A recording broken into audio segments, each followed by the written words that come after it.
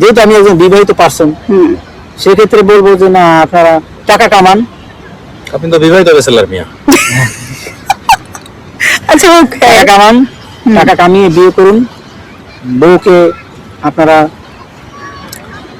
আবদারগুলো পূরণ করুন, আর আদরে রাখবেন, যত্ন রাখবেন, ঘরের বাইরে যেতে দিবেন না। মেয়েদের জন্য মেয়েদের জন্য বলবো আপনারা সাংসারিক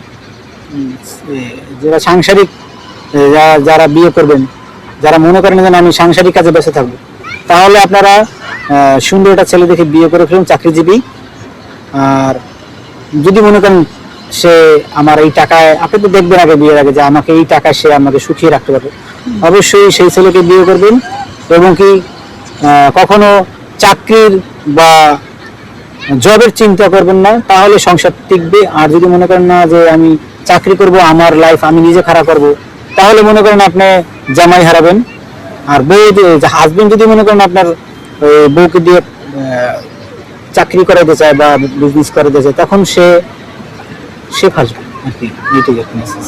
তো আশা করি বুঝতে পারছেন আমার মেসেজগুলো, যে মনে করেন আপনার টাকা কামান, টাকা কামায় বিয়ে করেন, খালি পকেটে বিয়ে করেন। আচ্ছা, কিছু কিছু মানুষ, যেমন মানিকের কথা আমি একমত, যেমন অনেক ছেলে মেয়ে এখনকার সময় আর কি দেখি, যেটা বিয়ে করার পরে এই এখন টাকা কামাতে হবে। আরে ভাই, বিয়ে করার আগে কি তোমার মনে ছিল না? বিয়ে করার আগে কি তোমার মনে থাকে না? যেমন বলে যে এই যুদ্ধে নামছি, টাকা কামাতে হবে, এই করতেছি, টাকা কামাতে হবে, এই করতেছি। তারা কি মানে টাকা কখনো চোখে দেখে ভাই? এটা এমনিতে আর কি বলো, আমি কিছু ছেলে মেয়ে দেখি আর কি এরকম বলে, মানে বিয়ে করার পরে বলে, আগে না, এই টাকা কামাবো এখন, এই টাকা কামাবো এখন। আচ্ছা, গেল এটা। এখন আরেকটা কথা বলি, সেটা হচ্ছে যেমন হাজবেন্ড ওয়াইফের মাঝে অনেক কিছু হয়, এটা কোনো বিষয় না, হয় আবার মিলবে, আবার ঝগড়া লাগবে, স্বাভাবিক, অ্যাভেলেবল সাংসারিক জীবনে। মনে করেন আপনার এক জায়গায় দুটি পাতিল থাকলে, কথা আছে না বাংলা ভাষায়, যে একটা জায়গায় দুটো পাতিল থাকলে একটু টাকাটাকে শব্দ আসবেই। তো আমার সংসারে এরকম টাকাটাকে শব্দ আসবে, আবার মিলে যাব, আবার আসবে, আবার মিলে যাব, এইটাই। তবে এটা ভাইবে নিয়েন না যে আমি সারা জীবনের জন্য তার কাছে আলাদা।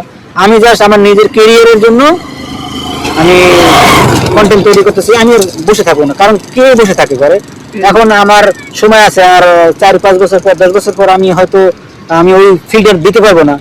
এই কারণে আর কি নিজে কামাই করতেছি এবং নিজেকে তৈরি করতেছে ইনকাম করার জন্য, যাতে কেউ না বলতে পারে। হ্যাঁ, এতদিন যেমন আপনি হচ্ছে প্রথমত আপনি মেকআপ আর্টিস্ট ছিলেন, তখন ইনকাম করতেন। এরপরে যখন আপনি বিয়ে করেছেন, তখন আপনার বউকে সময় দিচ্ছেন, বিভিন্ন জায়গায় আপনি নিয়ে গেছেন, সবকিছু করেছেন, যার জন্য আপনার ওই কাজটা আপনি